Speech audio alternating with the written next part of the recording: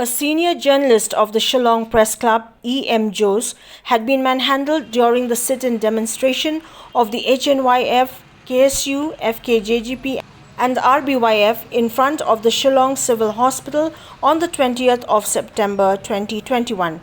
Following this, leaders of the pressure groups had sent in their apologies to the victim and also claimed that the incident had taken place before the start of the protest program at 11 in the morning of the same day.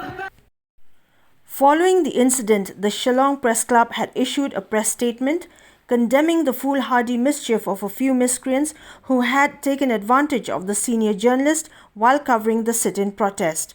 In the meantime, the Shillong Press Club also lauded the prompt response of the organizers, who publicly condemned the action of some miscreants at the venue of the demonstration and also apologized to the senior journalist for such an unprovoked act.